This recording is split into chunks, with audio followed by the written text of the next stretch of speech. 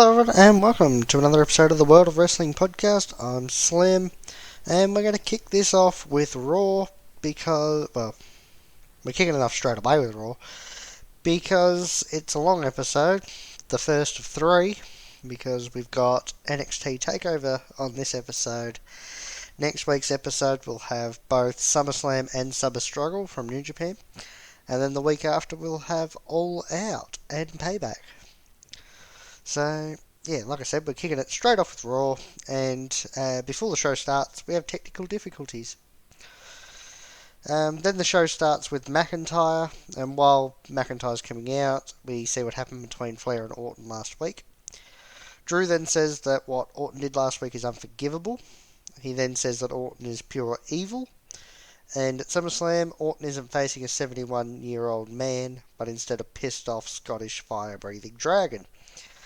While Drew's talking, Retribution breaks into the production truck and starts wrecking shit. Backstage, the locker room, not us, is talking, and Titus says it had better not be Tozawa and his ninjas that are Retribution, because they do look the same. Drew shows up, and Titus asks if Ric Flair is going to be okay. Drew says yes. Drew also says that he doesn't know if they will make it to SummerSlam, and Drew tries to rally the locker room, not us. Rollins shows up and says that the Messiah is here to lead. Drew and Rollins then get into an argument, and they say that Cedric and Ricochet say that they heard Ray will be here tonight. Rollins says Ray won't be here. Drew almost gets into a fight with Murphy. MVP and the Hurt Business are out next, and he calls out Retribution. MVP also says that Apollo is behind Retribution. Apollo then comes out and says that MVP is trying to find any excuse because he can't beat him. Cruz then challenges Benjamin to a match and says that if he wins, both Benjamin and Lashley are banned from ringside at SummerSlam.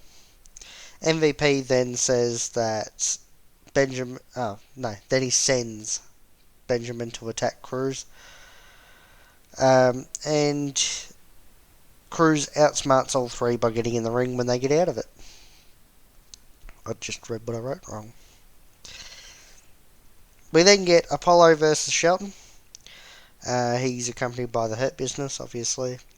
During the match, Truth, Tozawa, and his ninjas hit the ring, and that distracts Shelton. Good match. Cruz wins by pinfall with a jackknife cover. Post-match, the Hurt Business attack Cruz, and Cedric, Ricochet, and Ali come out to help.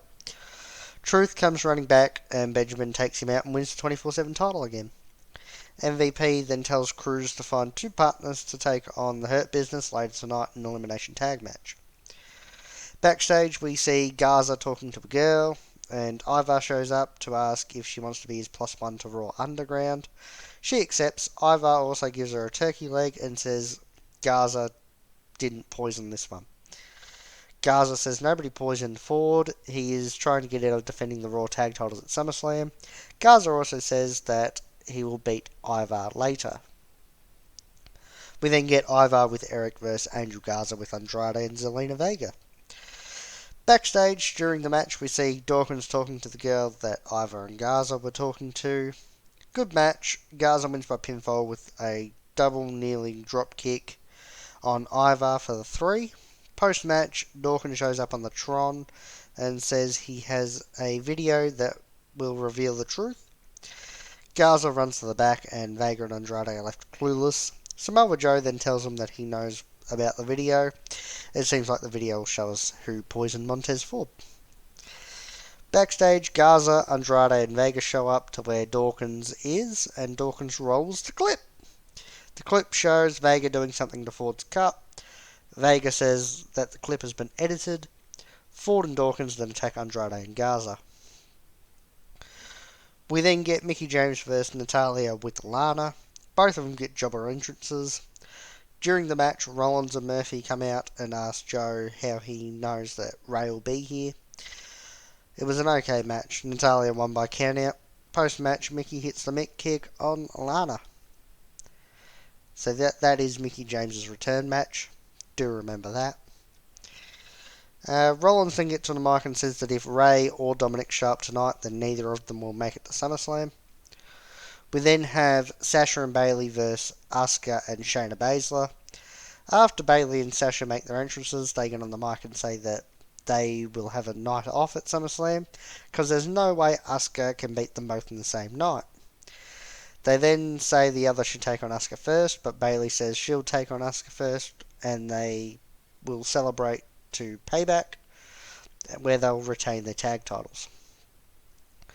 Baszler comes out and says whoever walks out with the Raw Women's title, she has next. Asuka comes out and says that tonight Baszler must fight with her before she fights against her. During the match, Nia attacks Baszler and the two start to brawl. Doesn't cause a DQ though. Good match. Baszler and Asuka win by submission after Baszler gets the tap out from Bayley after she's locked in the Kirifuda clutch. On the outside, Asuka locks Sasha in the Asuka lock. We then take a look at what happened between Rollins, Murphy and Dominic last week.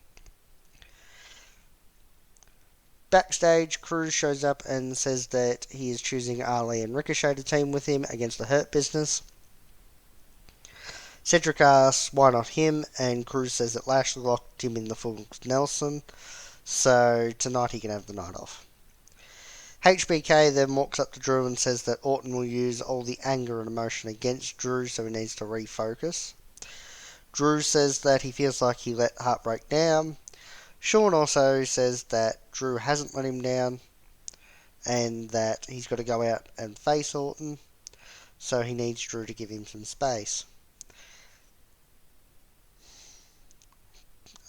These long pauses are just because there's something in my mouth and it's really annoying me, but I don't really want to try and fix it. I think I got it now though. Backstage, Iconics walk up to the Riot Squad and Billy says that Peyton is taking her place in a match tonight against Ruby.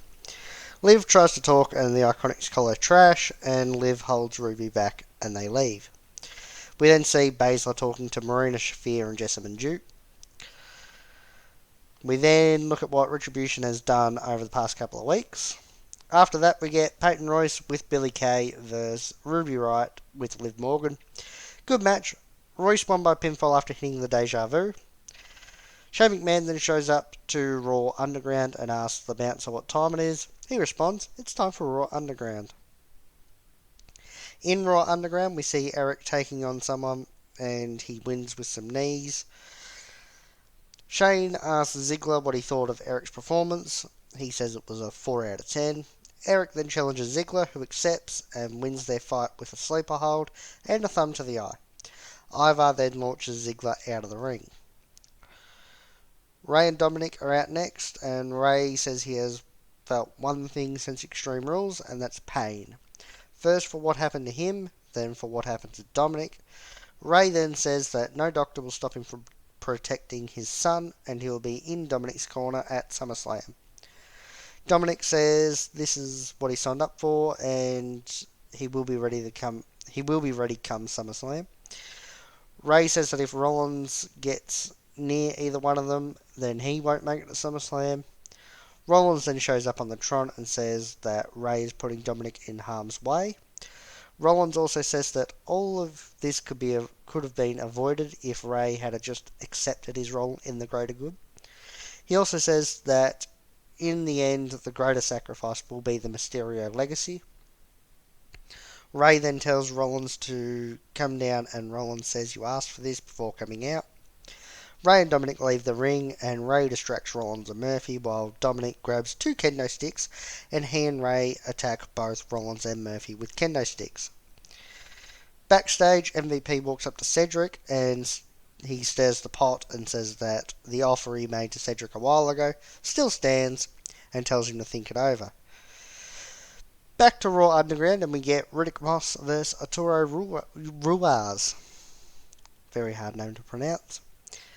Good fight. It ends after both competitors attack a member of the crowd. Then we have the Hurt Business vs Cruz, Ali, and Ricochet in elimination tag match.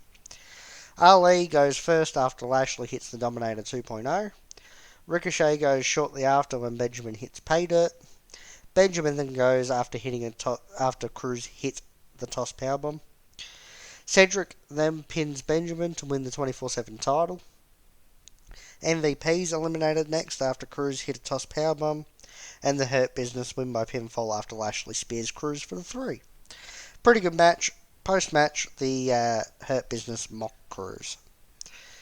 We then see 3 of the 4 horsewomen of MMA, all of them except Rousey, talking to Shane McMahon.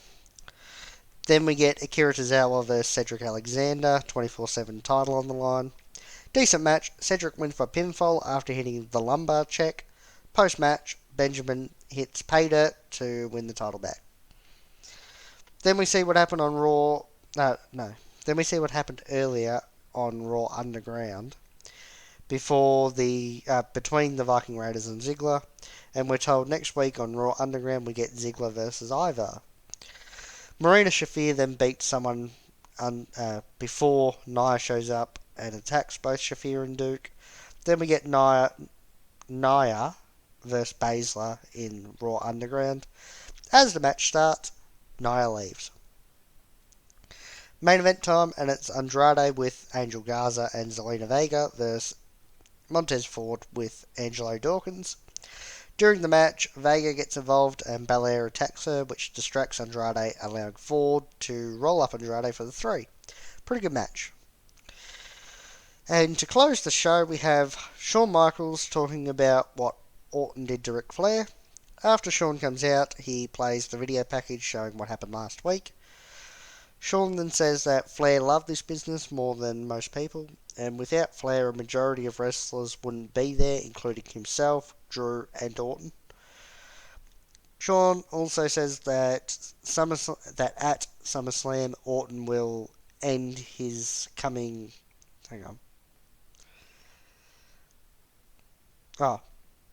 Orton will see his coming, whether it's by Claymore or Sweet Chin Music. After Heartbreak goes to leave, Orton shows up and hits an RKO and a punt kick. People are saying that Shawn no-sold it, but I don't think he no-sold it. I think he more just sort of went, well, I'm selling it by not being able to get up, but it hasn't killed me like it does everyone else. So he didn't sell it to the same length as what everybody else does. Orton then tries to blindside McIntyre, but he sees it coming and beats the shit out of Orton. In the end, Orton hits an RKO on Drew and slithers away to close the show. Now we'll move on to the AEW Women's Tag Team Tournament, Deadly Draw. It's night 3 of the tournament, which is the semi-finals. We start the show with Big and Lil Swole versus the Nightmare Sisters with the Natural Nightmares. Pretty good match. Nightmare Sisters win by pinfall after Britt Baker starts talking to Big Swole on the megaphone, which distracts her, allowing Allie to hit a reverse DDT elbow drop combo on Lil Swole for the 3. Brandy grabbed Big Swole's foot so she couldn't break up the pin. Main event time, and it's Ivelisse and Diamante versus Anna Jay and Tay Conti. The entire Dark Order comes out during Anna Jay's entrance, but goes to the back. Pretty good match. Ivelisse and Diamante won by pinfall after Diamante used Ivelisse's hand to hit an assisted sliced bread on Tay Conti. Ivelisse kept Anna Jay out of the ring to prevent a breakup. Backstage interview with the Nightmare Sisters, and they say that they're the best tag team in AEW.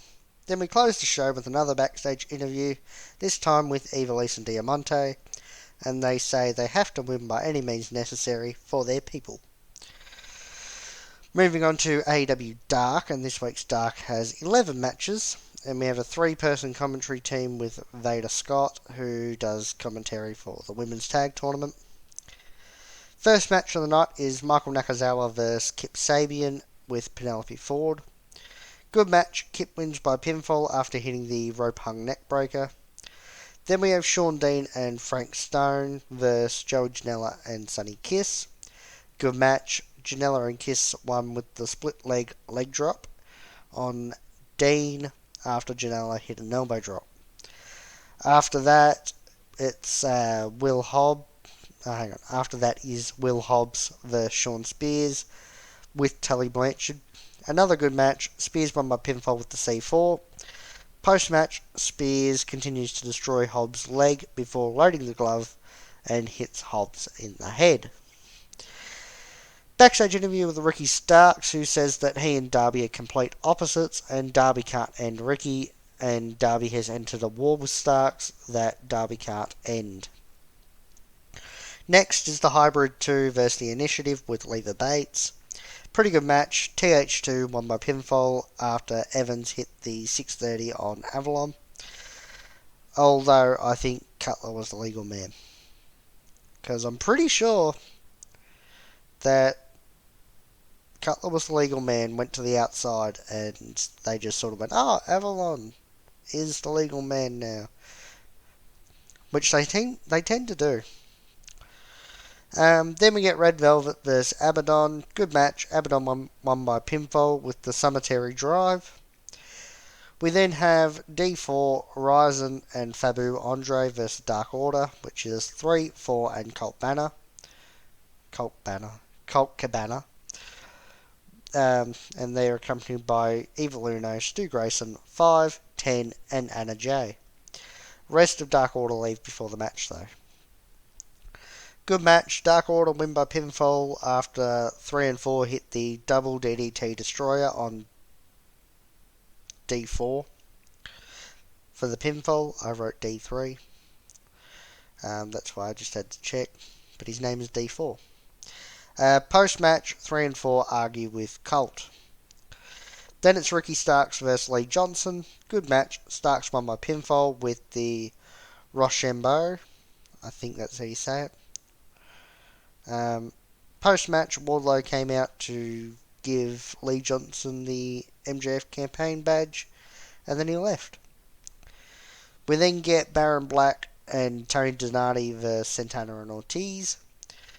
Good match. Santana and Ortiz won by pinfall with a sit-out powerbomb by Ortiz, who then sent Donati into a kick from Santana. We then get John Cruz and Jesse Sorensen, I think that's right, versus Lance Archer, 2-on-1, with Jake Roberts. Sorensen comes out by himself because Archer comes out with Cruz already beaten up.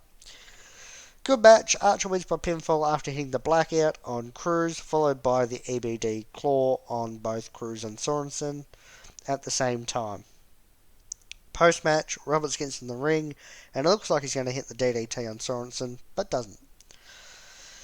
It's then 5 with Evil Uno, Stu Grayson, 3, 4, 10, and Anna Jay versus Billy with Austin Gunn. Like the last time Dark Order wrestled, the rest of them went to the back. Same thing happens here. Good match. Billy wins by pinfall after hitting the Cobra Clutch Slam. Post-match, 3 and 4 come out to beat up Billy, but Austin runs down with a chair and runs off Dark Order. Main event time, and it's Private Party and SCU versus the Lucha Brothers and the Butcher and the Blade. Really good match. Butcher and Blade and the Lucha Brothers win by pinfall after Butcher and Blade hit full death on Christopher Daniels. Lucha Brothers walk out on their partners during the celebration. Moving on to AEW Dynamite, which actually happened a few hours ago because it got moved to this morning. I didn't get to watch it until about now. Well, 2 hours ago, 3 hours ago, somewhere around there. Yeah, it was about 3:30ish when I finished watching it, and it's about 4:30 now. Yeah, so we kick off this week's Dynamite with FTR. We kick off this week's Dynamite with FTR with Tully Blanchard versus Private Party. Both teams are in the ring when the show began. Pretty good match. FTR wins by pinfall after hitting the Goodnight Express. We then get a promo from Moxley, and he says the MJF campaign is fun to watch. Mox says that the tough guys usually don't talk much. However, MJF talks a lot. Mox says that he wants MJF to be the future of AEW, but the future isn't now because at All Out Mox will destroy MJF. Then we have MJF, who says that Moxley is a homicidal maniac, and after the attack last week, he's now in a neck brace. It was quite obvious that he was in a neck brace, but I figured I'd include that part. MJF says that one day he wants to have kids, but because of the paradigm shift, he won't be able to play with these kids, and he calls the paradigm shift an abomination, not a move. Now, I'm not saying that MJF is paralysed, but he says that if he takes it again, he could be paralysed. That was more what he was getting at there. MJF's attorney then says that they have put up a petition online which has 5 million signatures apparently to get the paradigm shift banned. He then says that they now have a contract that says the paradigm shift is banned from the AEW Championship match at All Out. He then says that if Mox doesn't sign the contract, then Mox will be sued. Then we have the Natural Nightmares and Jurassic Express, being Luchasaurus and Jungle Boy, with Marco Stunt, versus the Butcher and the Blade and the Lucha Brothers. Everyone's in the ring again when we cut back to the ring.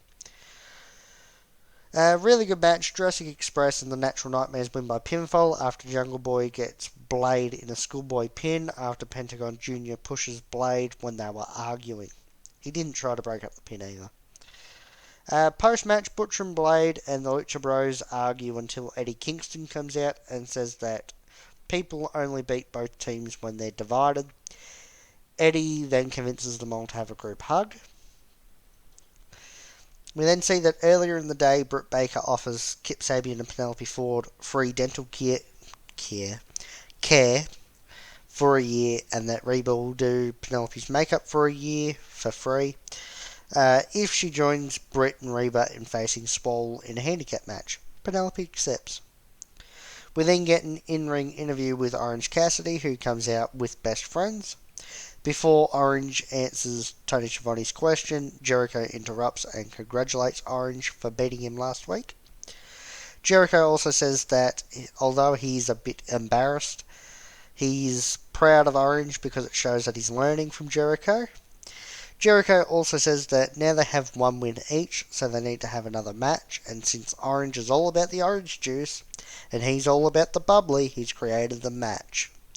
And he officially challenges Orange Cassidy to a Mimosa Mayhem match at All Out. Jericho then plays a video package that details what a Mimosa Mayhem match is, and the main takeaway from it is that the only way to win is by either pinfall, submission, or throwing your opponent into an 80-gallon vat of mimosa, which I guess is just orange juice and champagne. Orange accepts. He doesn't say anything, he just does the thumbs up. Where was I? Oh, yeah. Jericho and the Inner Circle then toast to Orange, and Jericho sucks Inner Circle. Jericho sicks Inner Circle onto Orange and Best Friends, and the Inner Circle take everyone out, then pour bubbly all over Orange. Then we have the Dark Order, 3, 4, and 5, versus the Elite, which is the Bucks and Omega. Pretty good match. The Elite won by pinfall after Omega hit the One-Winged Angel on 5. Post-match, Omega tried to powerbomb 5 onto the legs of a chair, but Matt Jackson moved the chair before Omega hit the powerbomb. We then have a backstage interview with FTR and Tully Blanchard, but before we have that interview, Marvez says that next week we will see a gauntlet match to determine who will challenge for the tag titles at All Out. It will start with the number 4 ranked team versus the number 3 ranked team.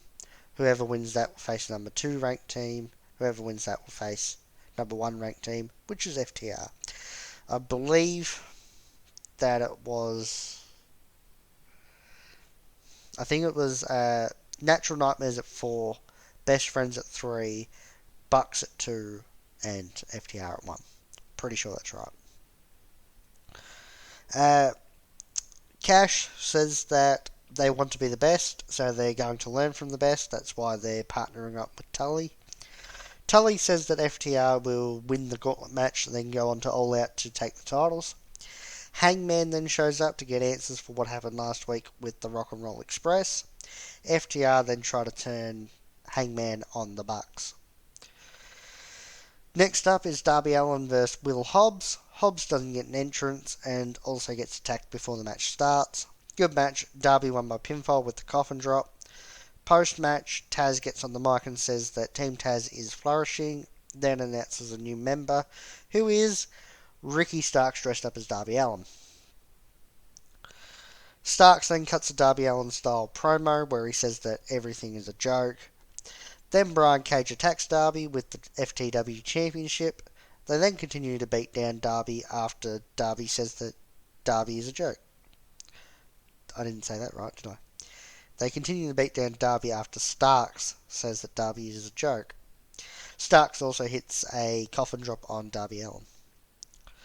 Sammy is out next to antagonise Matt Hardy with the cards, like he did last week. But the cards then turn into Matt Hardy's handwriting, and it says that Sammy is going to be deleted and broken.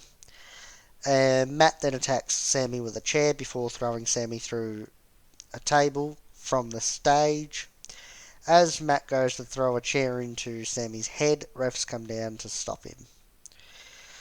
Then we get a promo from the NWA Women's Champion Thunder Rosa, who says that she's challenging Hikaru Shida to a championship match at All Out. Then we get the finals of the Women's Tag Team Cup Tournament between Diamante and Ivelisse and the Nightmare Sisters with the Natural Nightmares. Veda Scott is on commentary for this match. And Shoal Guerrero is also ring announcing for this match too. I should also mention that it seems like Mike Chioda has signed with AEW because he was there again this week. Anyway, back to this match. And during the match, QT Marshall tries to get involved but gets taken out. Pretty good match. Diamante and Ivelisse win by pinfall after Ivelisse hits a headlock roll through into a round kick, which she then got a big stack on Ali for the 3. Ivelisse and Diamante are then given medals and flowers. They throw the flowers to the floor and then raise their flags instead. They also get the big trophy, I guess. Main event time, and it's Brody Lee versus Cody with Arn Anderson for the TNT Championship. Really good match. Pretty much a squash match for Mr. Brody Lee, who won by pinfall with the discus clothesline. It was really, really good, actually. I really enjoyed it. It was just... I think Cody got about 3 or 4 hits off, and that was it. The match was over within 5 minutes, I reckon. So, yeah, it was just really entertaining. I think it was a really good match just for everything that really happened. Definitely go and check that match out. Post-match, the rest of the Dark Order comes out to celebrate, and then we get an interview with Brody Lee, who says that Dark Order is now at the top. Cody gets carried out on a stretcher. Dark Order then target Arn Anderson and beat him down. They then wheel Cody back, and Brody tips Cody off of the stretcher. Dark Order then bring out the Natural Nightmares. Brandy Rhodes comes out to check on Cody, but Anna Jay attacks her and chokes her out. Mr. Brody Lee then tips the old TNT title that the Dark Order have shattered over Cody. Moving on to NXT, and NXT this week starts with Johnny Gargano with Candice LeRae versus Ridge Holland. Winner gains entry into the North American title ladder match at TakeOver. I haven't written it down, but during the match, Ridge Holland hits a botched power slam or something, and Gargano lands on the top of his head. It was very nasty. I just forgot to write it down, that's why I didn't.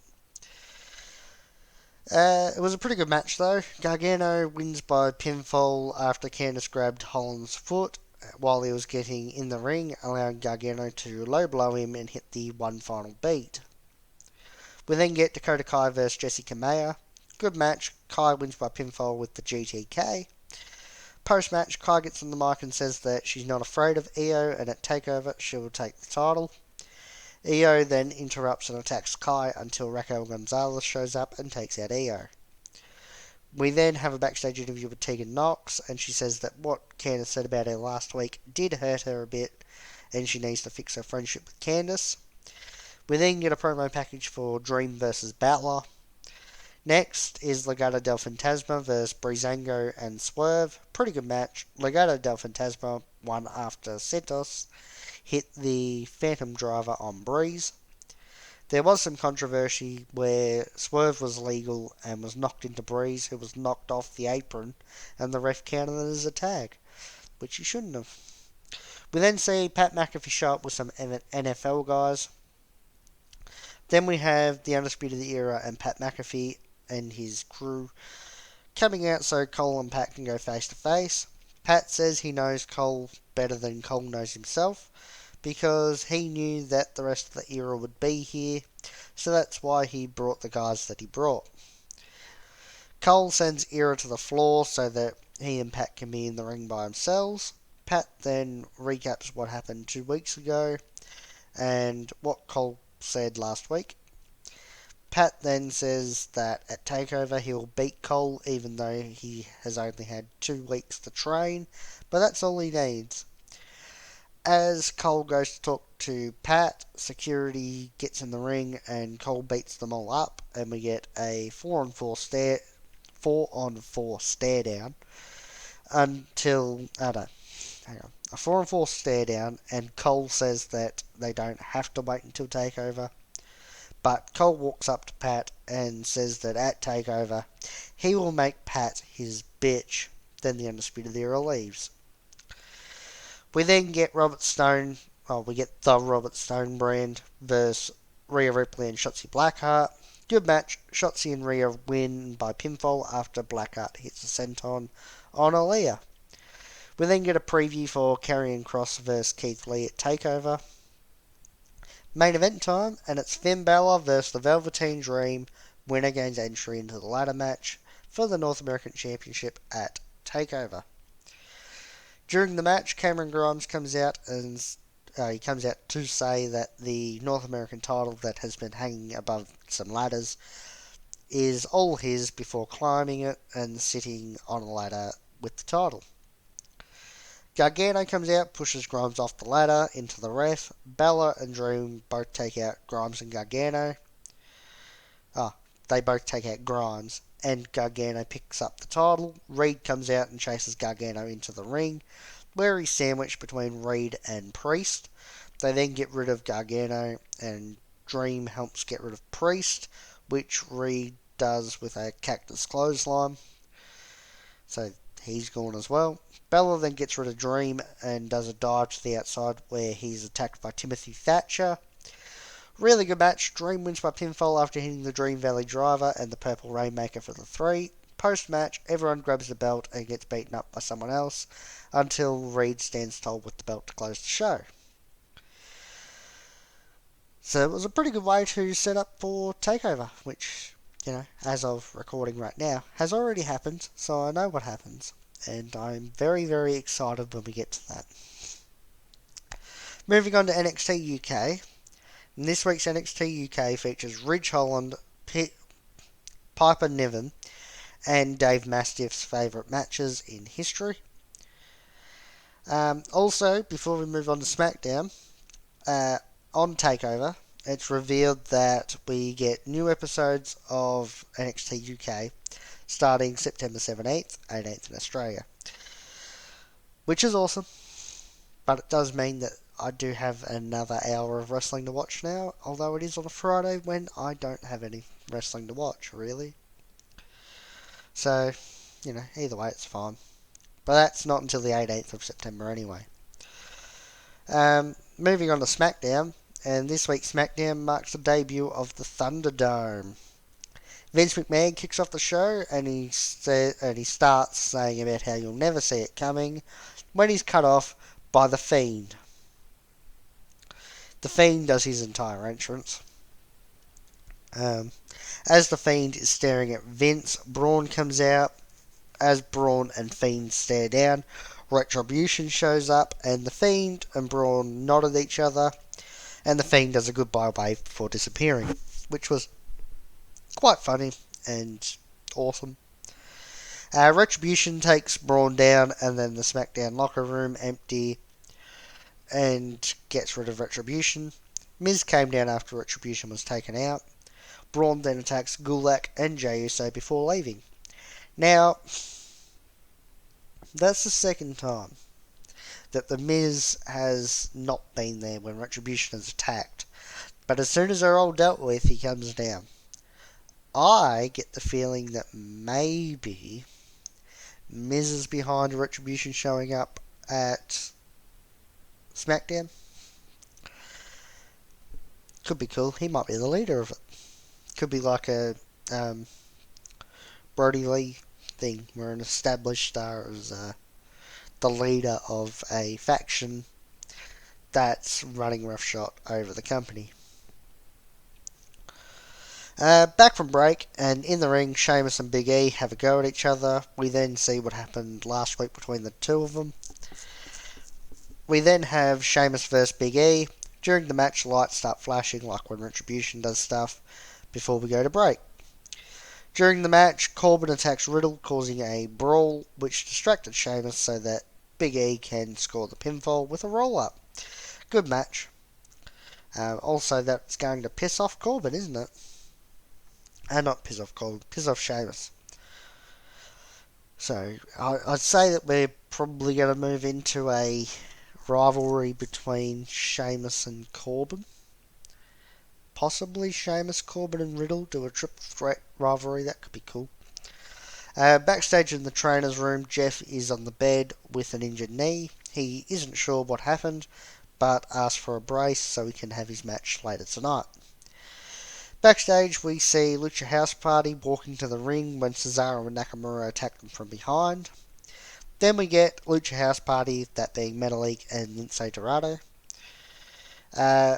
with Kalisto versus Nakamura and Cesaro for the SmackDown Tag Team Championships. During the match, Miz and Morrison cut a promo on both Lucha House Party and Cesaro and Nakamura.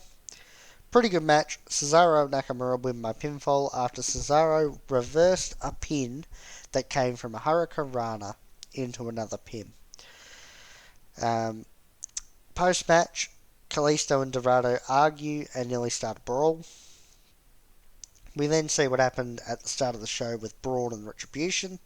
We also see that Styles stomped on the back of Jeff's knee. Then we have a backstage interview with Styles, who says Jeff was in the way of him getting to Retribution. As Styles leaves, he runs into Sasha and Bayley.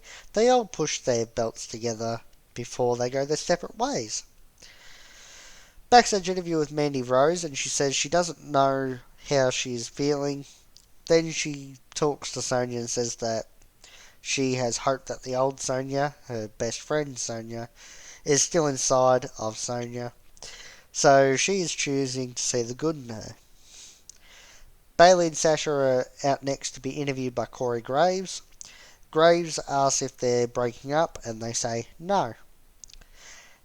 Then he says that they're both facing Asuka at SummerSlam, and Bayley says that she won't take either title. Sasha says that they will destroy Asuka at SummerSlam. Bayley then says that what she said on Raw about going first was just a suggestion, and Sasha then asks if Bayley was trying to volunteer her again. She was really pissed off when she said that. Bayley says nobody can beat them both in the same night. Naomi comes out and says she'll take them on. Graves says that they should have a beat the clock challenge to see who faces Asuka first. Naomi asks who's facing her first before dropkicking them both. We then have Sasha Banks versus Naomi in a beat the clock challenge. Good match. Sasha wins by pinfall by by submission. I'm going to say Sasha wins by pinfall submission. No, Sasha wins by submission with the bank statement in 3 minutes 39 seconds. Post match, Bayley knees Naomi in the head. Then we have Bayley versus Naomi in the other part of the Beat the Clock challenge. Good match. Naomi wins by pinfall with the rear view. So Bayley's going first. Post match, Bayley is pissed and Sasha is pretty happy because she defends second, but she's also trying to sit there going, "Oh, that's so bad. Oh no!" But she's also sitting there going, "That's great because I don't have to defend until later." Post match, Asuka comes out and says at SummerSlam she will be the Empress of every title because nobody is ready for Asuka. Asuka then attacks Sasha and Bayley. Bayley rolls out of the ring, grabs her titles, and leaves before coming back to check on Sasha, who was knocked out. Based on what happened in that segment, it shows that you can lose the first match and win the second one. So Sasha isn't out of out of the firing lines yet. So possibly Bayley could win. Bayley could beat Asuka, and then in the second match, Asuka beats Sasha, whatever. But the other thing it does is it shows that Naomi can beat Bayley, which then would mean that if Bayley keeps her belt, which she will, Naomi is next in line for a SmackDown Women's title match. So, yeah, that's what that segment shows me. So like I've said already on the predictions video, that at SummerSlam, Bayley will retain, Sasha will lose. Voila. That segment proves it all, and it sets Bayley up to face Naomi. I'm just trying to think how that factors into Sasha and Bayley breaking up. Although, they do have to drag it out for a bit longer, at least until Survivor Series, so they could have Naomi win at Clash of Champions, which is in September. Then have Sasha win that belt at some point. Because that's the whole thing, is that we want Sasha to win the SmackDown Women's title. Which that could then piss Bayley off, and at SummerSlam we get, not SummerSlam, Survivor Series. But then I'm just thinking that it's then brand versus brand versus brand. So we're going to drag it out for a bit longer, so we're dragging it out to the Rumble. So by TLC they should be starting to break up and want the title. But then you could also just keep it. Actually, you know what would be smart? Keep the belt on Bayley for a long time. Have this tease keep going, whatever. Have Sasha win the Rumble and take on Bayley for the belt. Because by then, around Royal Rumble time, TLC, like I was saying, have Bayley do something that pisses Sasha off, makes her want to take the belt from Bayley, and at Rumble, have her win the Rumble, challenge Bayley. We get Bayley versus Sasha at WrestleMania. Let them have an NXT style match, and we will be golden. Anyway, back to SmackDown this week, and we then see Jeff with a brace on, and the doc clears him to compete, and Jeff says that he will take the title from Styles. Backstage interview with Sonya Deville, who says she doesn't have anything to say. Dana Brooke shows up and gets slapped. Hang on. She doesn't have anything to say to Kayla Braxton. That's what I meant. Dana then shows up and gets slapped. Sonya comes out to the entrance stage and says that she heard what Mandy had to say. She then asks what Mandy wants. Sonya then says she wants to up the ante and make it a no DQ, loser leaves WWE match at SummerSlam. Which it is now a no DQ, lose leaves WWE match at SummerSlam too. So she got her wish. We then see what happened.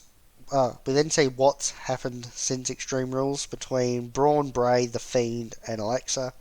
I decided to put Bray and The Fiend as separate because The Fiend is different to Bray Wyatt. Things have happened between Bray Wyatt and Braun, and things have happened between The Fiend and Braun. So, yeah. We then get an interview with Nikki Cross, who says Alexa seems off and is different. Nikki also thinks something terrible is going to happen. Main event time, and it's AJ Styles defending the Intercontinental title against Jeff Hardy. During Styles' entrance, we get a promo from Bryan, who says that Styles isn't the IC champ that SmackDown deserves, but Jeff Hardy can be. Pretty good match. Jeff Hardy wins by pinfall after hitting the Twist of Fate and a Swanton Bomb. Post-match, we get an in-ring interview with Jeff, and he says that he did it for all the people who struggled like he did. Backstage, Styles has a go at Abyss, then he gets interviewed where he says it's bullshit because Jeff used the knee brace. He didn't say bullshit, but that's pretty much what he said. We then get a new Firefly Funhouse. Bray says that love can be a terrible thing. We then get Huskus the Pig Boy and Rambling Rabbit playing Braun and Alexa last week. Bray then says that love can only lead to pain and suffering, so we should all be like him. Braun then busts into the funhouse and attacks Bray. We then see Bray and Braun brawling backstage. Braun chokeslams Bray off a ledge. Officials, refs, and paramedics then load Bray into an ambulance. And after the ambulance fails to go, the Fiend emerges and laughs to close the show. Moving on to 205 Live. And this week's 205 Live starts with Drake Maverick versus Tahiti Miles. Good match. Maverick wins by pinfall after hitting a sliced bread style cutter. Main event time, and it's Jake Atlas versus Tony Nese. Pretty good match. Atlas wins by pinfall with a roll-up. Post-match, Nese attacks Atlas and hits the running Nese. Alright, usually I would end it here. But we're going to go to the final review for the week, and it's NXT TakeOver 30, or XXX. First match of the night starts on the pre-show, and it's a number one contenders match for the NXT tag titles between Breezango, Legado del Fantasma, that being Wild and Mendoza, and the Bret Ann Brawlers, that being Lorcan and Birch. Pretty good match. Breezango win by pinfall after Lorcan hit a big European uppercut on Wild, and Breeze hit a supermodel kick on Lorcan to pick up the 3. Corey Graves is back on commentary for the main show, which we kick off with Timothy Thatcher versus Finn Balor. Pretty good match. Very, very technical. Balor won by pinfall after hitting the coup de grace and the 1916. Then we have the 5-man ladder match for the North American Championship between Velveteen Dream, Johnny Gargano, Bronson Reed, Damian Priest, and Cameron Grimes. The match starts during Dream's entrance when he hops off the top rope. Priest pops Dream in the mouth because Dream pushed him out of the way to get to the top rope. During the match, Candice gets involved to help Gargano and faces off with Grimes. She also hops on the back of Reed, stopping him from winning the title. And by hopping on his back, she did that by hopping on his back and pushing the title away. Reed also splashed Gargano, I think it was, with Candice on his back. It was a really good match. Damian Priest won by he didn't win by pinfall. He won after both he and Gargano unhooked the title, but he kicked Gargano off the ladder, allowing him to pull it down. So, as of right now, I have 2 points because I picked Breezango and Damian Priest. I've got 3. Breezango, Finn Balor, and Damian Priest. Next on the card is Pat McAfee versus Adam Cole, which I picked Adam Cole. So I've got 3 points out of 6 at the moment. This is match number 4. Both men have their respective groups Oh no, they both said that their respective groups will stay in the back. However, McAfee's group comes out with him and stays at ringside. Also during the match, as McAfee's group mock the Undisputed Era comes down. Security guards then come to stop them from brawling, and McAfee does a senton from the top rope onto everyone.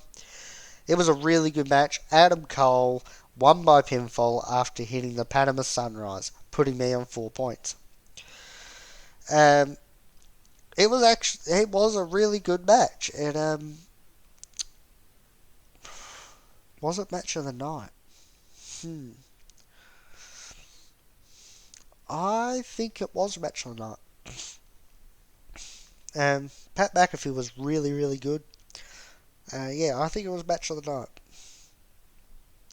Drew McIntyre then joins commentary, and he talks about SummerSlam. He doesn't call any matches or anything. He just sort of joined commentary and then left commentary. Then we get Io Shirai defending the NXT Women's Championship against Dakota Kai with Raquel Gonzalez. I picked Io Shirai. Toward the start of the match, Io botched her handspring and landed on the top of her head. She'd sort of done a couple of backflip handspring things and yeah, just landed on top of her head. During the match, the ref gets taken out and Gonzalez gets in the ring and takes out Io, but it's not enough to put Io away. Pretty good match. Io wins by pinfall with the Asai moonsault. Post-match, Gonzalez attacks Io and Ripley comes out and squares off with Gonzalez, who leaves when Dakota tells her to. In the parking lot, we see Priest is... Hang on. In the parking lot, Priest is interviewed, and he says that if they want to comment, they'll have to stay around the party. Also, during the show, at different times, we see Bayley, Sasha, and Cesaro. Main event time, and it's Karrion Kross with Scarlett versus Keith Lee for the NXT Championship. I picked Karrion Kross. Pretty good match. Karrion Kross won by pinfall after hitting an Avalanche Doomsday Saito suplex, which means that I got all 6 predictions correct, and I am the new predictions champion, 12-time predictions champ. That is me. And that does mean that tomorrow at SummerSlam I do have to defend it. But that's fine. It's not like I'm going to retain it forever. Oh wait, I am. And I can just hear everybody. Right? Everybody's wanting me to lose it, and they think that I'm going to lose it to them. They think they're going to win. But, well, I've just got one thing to say to all of them. People that think I'm going to lose my title to them. And that is that I want the attention of all fairy tale things. Actually, them fairy tale things are their hopes and dreams. Because I am never, ever letting go of this title again, because I am the greatest predictions champion in the history of predicting. 12 championship reigns now, and that'll be it, because I'm not letting it go. Who was the closest to getting the most amount of reigns? Oh, who was that? Oh, that's right, my co-host of this podcast, who hasn't been on since week 1. That would be Kyle with 6 reigns. 6 reigns. I have doubled him. That's how good I am. I have doubled him. Who else has held it? Oh, Watsy. Watsy's held it 5 times. But he hasn't held it 12 like me. He's not the champion. He doesn't even do predictions anymore. That's how shit he is. Watsy decided that instead of doing predictions, because he always loses, he'll just stop. Which is fine. That's fine. everybody's going to quit after this reign, because this reign will never end. Hell, I've got the longest reigning championship reign, just single reign, and that was in my 5th reign, and I reigned for 366 days. That's over a year. And I'm going to do it again. Except it's not just going to be a year. It's not just going to be 2 years. It's not going to be 5 years. It's going to be forever. And on that note, I've got one thing to say to everybody. Thanks for watching. Like, share the video. Subscribe to the channel. Hit the bell if you want. I don't care if you do or not. Oh, and one more thing. There is one other person I wanted to call out. Whale Dong. I know you're watching. You watch all the time. You watch all my videos. So Whale Dong, I'm putting a challenge out to you. You can pick when you want to do it. Do you want to join the predictions for either Payback, Clash of Champions, Hell in a Cell, Survivor Series, TLC, The Rumble? I don't care. You pick one, and I'll happily accept your challenge. Goodbye, everyone, and good night.